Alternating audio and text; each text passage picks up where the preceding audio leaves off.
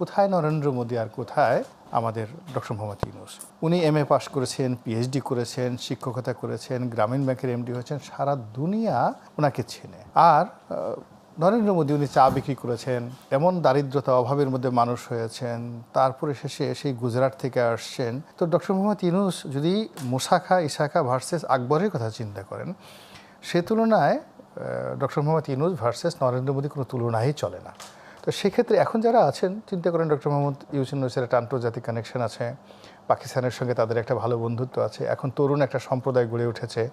এরপরে কিছু কিছু পত্রপত্রিকা যারা আছে, যারা খুব ভারত বিরোধী মনোভাব পোষণ করে, ইউটিউবার যারা আছে, পুরো দেশের মধ্যে একটা ইনকিলাব জিন্দাবাদ একটা যাকে বলা হয় রব তুলে ফেলেছে। হ্যাঁ, আপনি একটা জিনিস দেখেন, মানুষের মধ্যে একটা বিখ্যাত সিনেমা আছে অন্তর্জলী যাত্রা। তো সেই অন্তর্জলী যাত্রায় আপনি দেখবেন যে একেবারে সেই সহমরণ প্রথা, সতীদাহ প্রথা, সেই সতীদাহ প্রথায় কিভাবে একজন রমণীকে উদ্বুদ্ধ করা হয় তার একটা দৃশ্য রয়েছে। তো আপনাকে যদি একটা নির্দিষ্ট পানীয় খাওয়ানো হয়, সেটা তরল আকারে হোক কিংবা বায়বীয় আকারে হোক, আপনার মস্তিষ্কের মধ্যে যদি একটা শব্দ দূষণ ঘটিয়ে দেওয়া যায়, আপনি কিন্তু ভুলে যাবেন যে আপনি আগুনে পুড়ে মরতে যাবেন। পিপিলিকার পাখা হয় মরিবার তরে, কথা আছে না? তো অনেক পিপিলিকা পাখা হয়ে যায়, মরে যায়, কিন্তু তার কোনো আফসোস নাই, সে কিন্তু উড়তে চায়।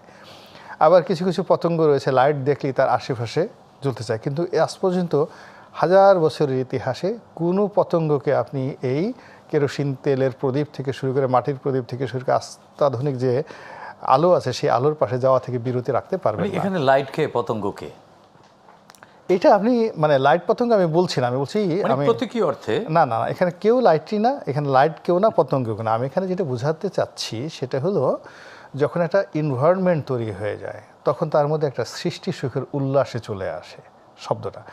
লাইট দেখলে যেমন ওই অবস্থা হয়, তদ্রুপ আপনি যেমন মনে করেন, লাইটের কথা বাদ দেন, আপনি যদি আমাদের মধ্যে এক ধরনের উন্মাদনা চলছে। আমি একটা উন্মাদনা না, ঠিক আপনি এটাকে আরো ভালো করে নেবেন। বসন্ত আসলে কোকিল গান গায় না? তো আপনি ধরেন বসন্ত আসছে, আমাদের এখানে আন্দোলনের বসন্ত আসছে, জাতীয়তাবাদের বসন্ত আসছে, ইসলামের বসন্ত, ইসলামাইজেশনের বসন্ত আসছে। তো এই যে বসন্ত, এই বসন্তের কারণে কি হচ্ছে, চারিদিকে একটা শ্বাস রব পড়ে গেছে।